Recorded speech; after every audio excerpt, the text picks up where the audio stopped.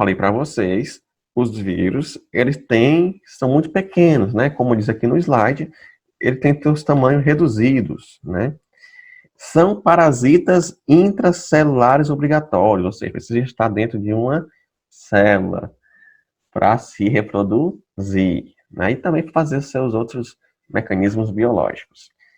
Apresentam uma organização e composição de suas estruturas características. Isso aqui a gente vai ver nos próximos slides quais são essas características.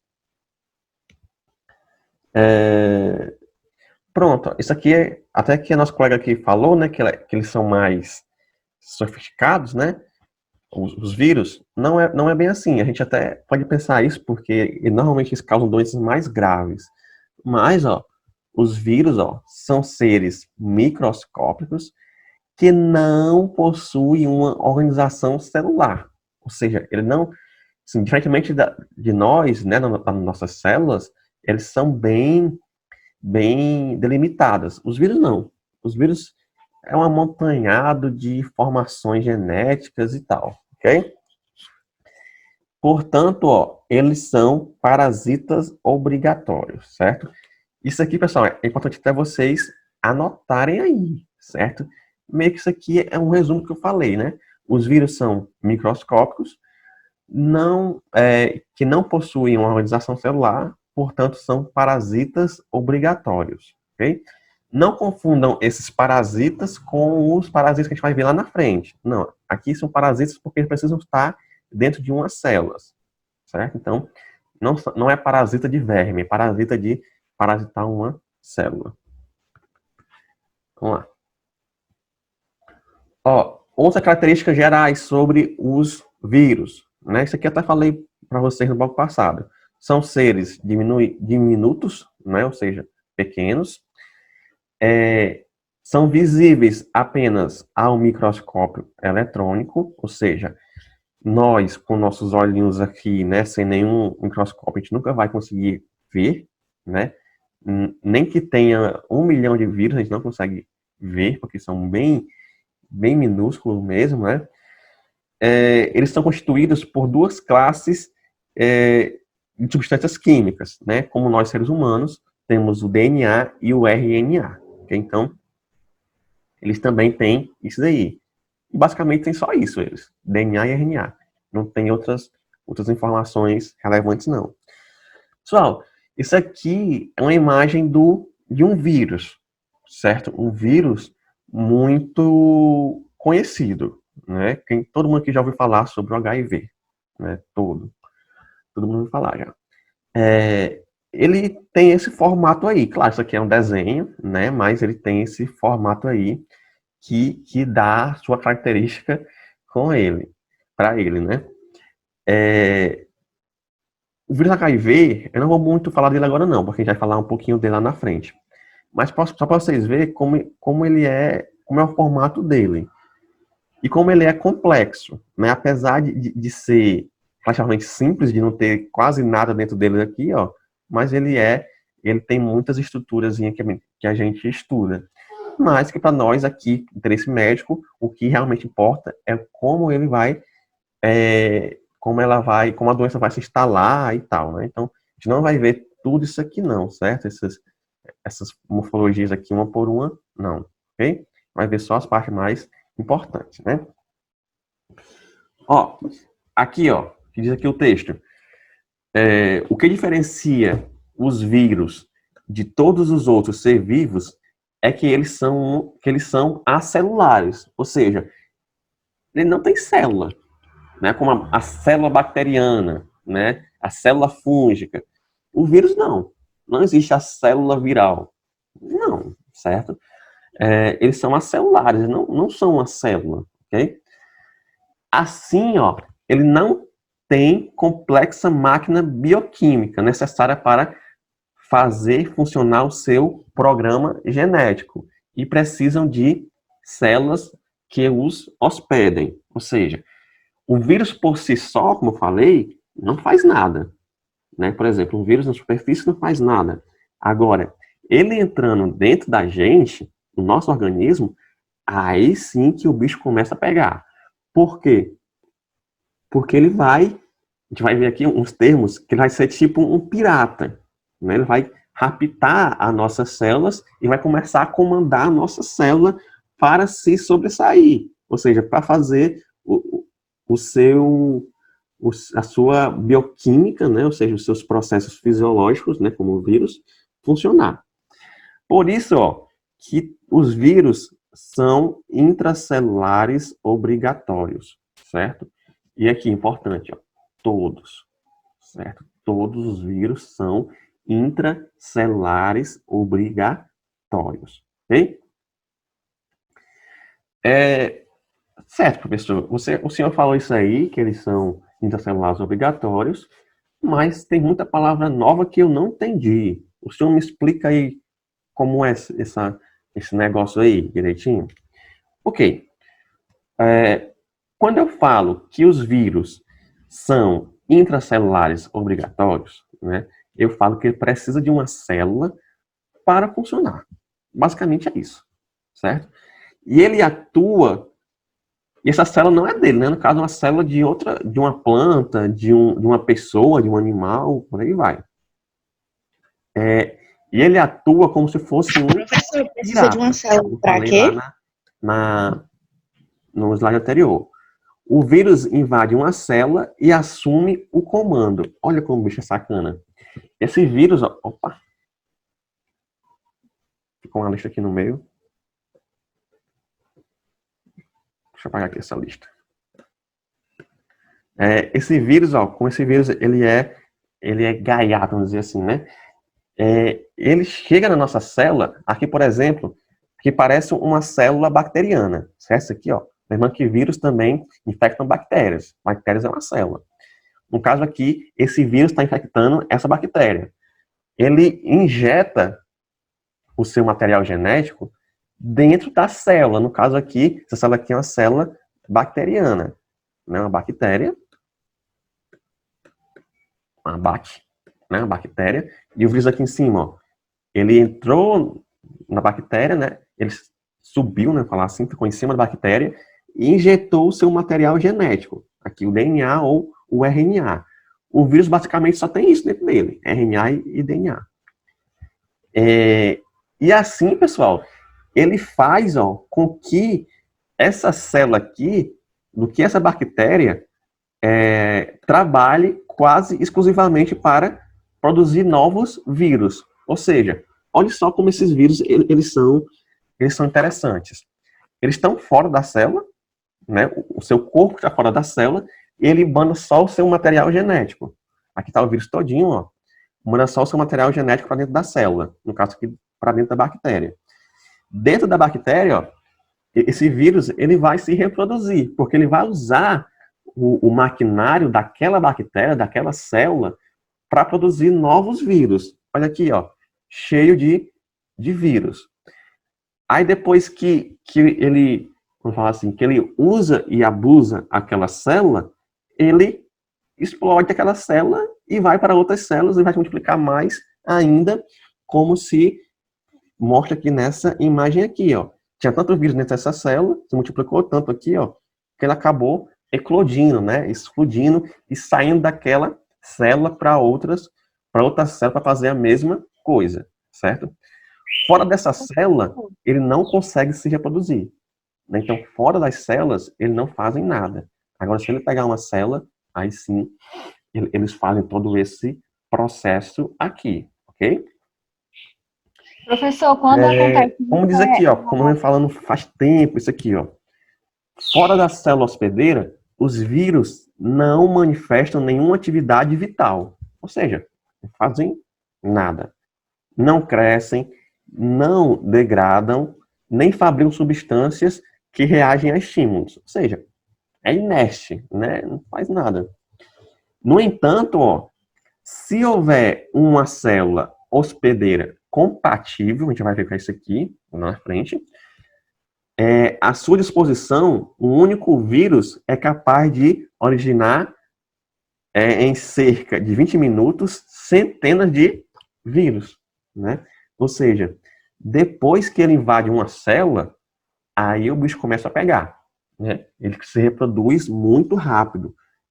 faz centenas de cópias usando o maquinário daquela célula dentro de minutos, né? Então, por isso que ele é tão, por isso que ele causa tantas doenças assim, né? Não é à toa que nós estamos vivendo uma pandemia causada por um vírus, né? Que todo mundo aí sabe, né? Por isso nós estamos tendo aula virtual, né?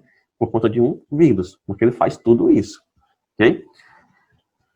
Como eu disse, mais uma vez eu dizendo aqui que eu disse lá para bactérias, nem os dedos da nossa mão são iguais. Os vírus também não vão ser iguais de maneira nenhuma, né? Existem várias formas de vírus, né? Existem várias células virais, certo?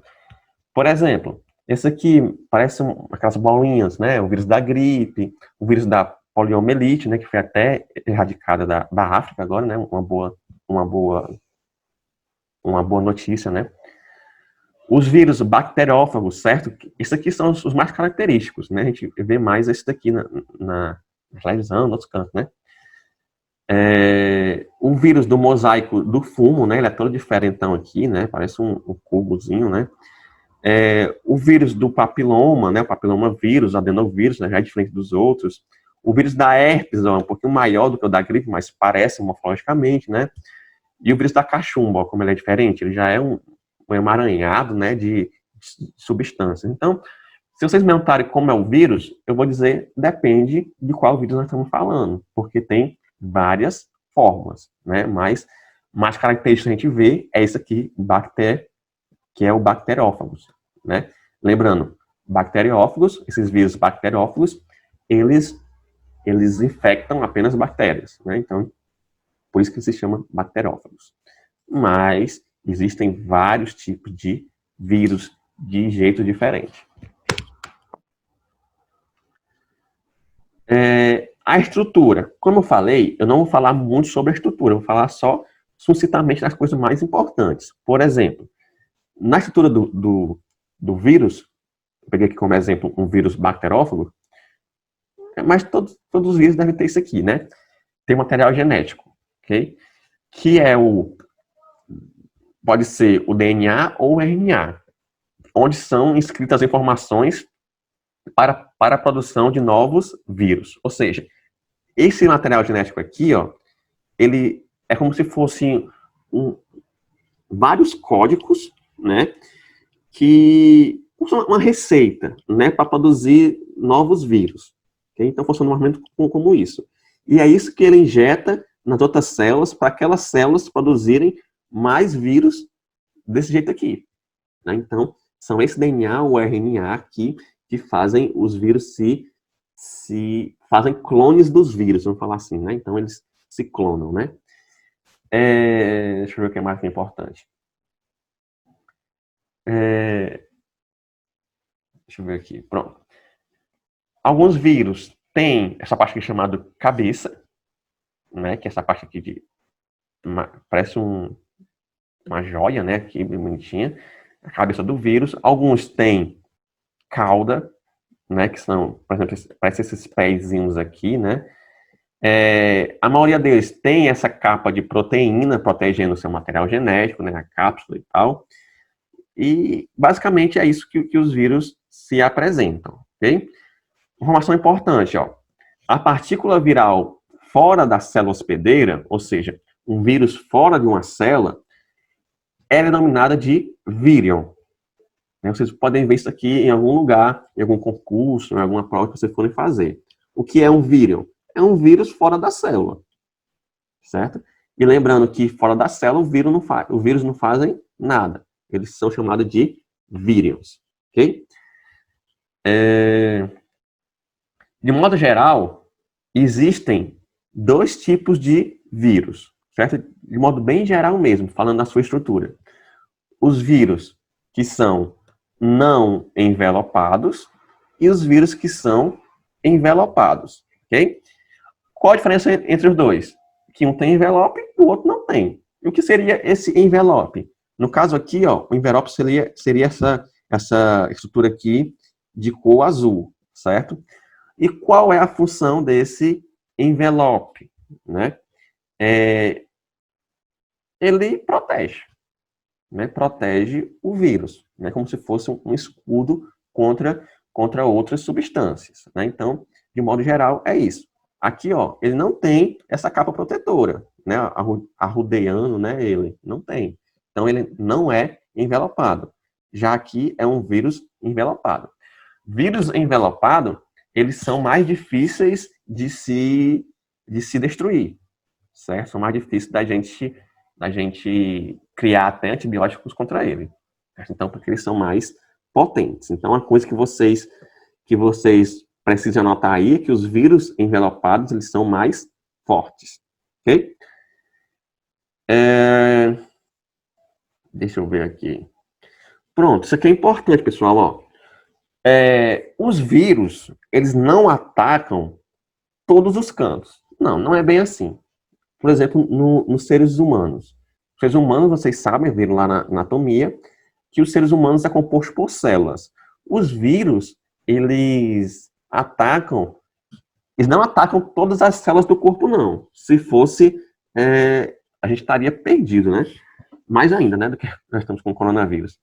Mas eles têm especificidade, ou seja, eles atacam, cada tipo de vírus atacam células específicas. Por exemplo, um vírus que ataca o sistema nervoso vai atacar apenas células do sistema nervoso, no caso os neurônios.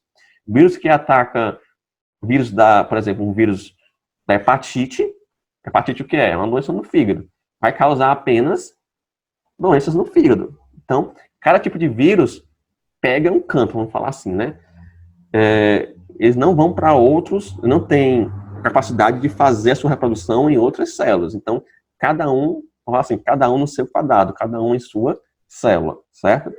Como diz aqui, ó, em geral, um tipo de vírus ataca apenas um ou poucos tipos de células, né? Ou seja, cada vírus tem sua célula para atacar.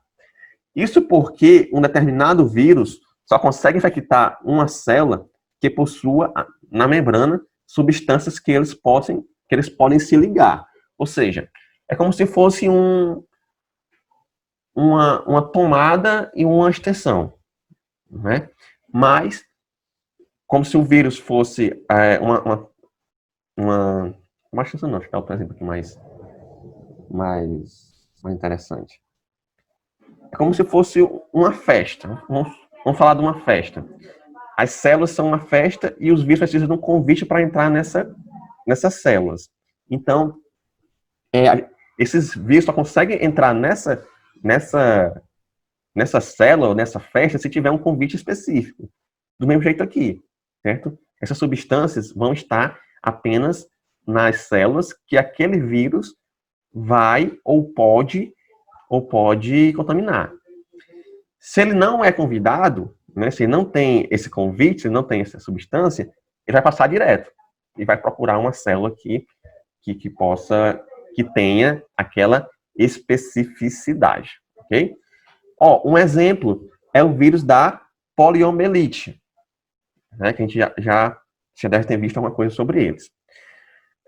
Ele é altamente específico, né, ou seja, ele infecta apenas um tipo de célula, né? No caso aqui, ó, são células do sistema nervoso, intestinais ou da garganta. Então, são esses 3 tipos de células que esse vírus da poliomielite ataca, mas principalmente o sistema nervoso, que são os neurônios, né? No caso aqui, ó, é o vírus da poliomielite, aqui uma imagenzinha.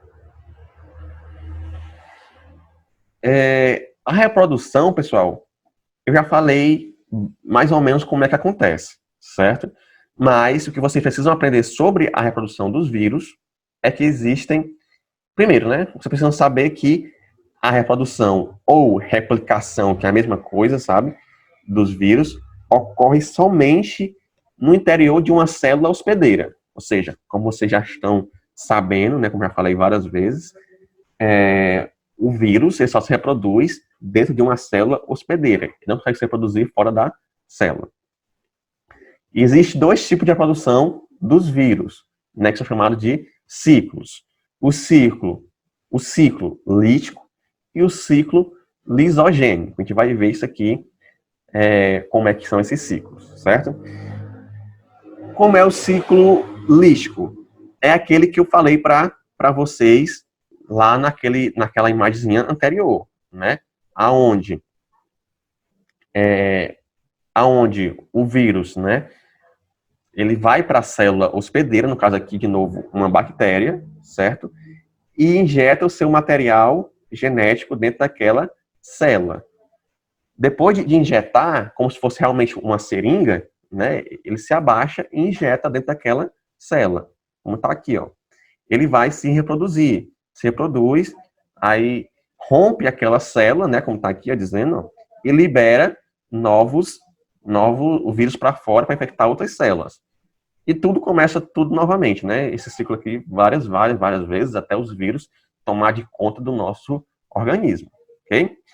Por isso que o pessoal, quando está com coronavírus, né, por exemplo, um exemplo com coronavírus, eles aparecem 80% do pulmão prejudicado, né? Vocês já viram isso? 30% do pulmão, porque eles vão célula por células, explodem e vão para outras células, explodem e vão para outras células, e assim sucessivamente, ok?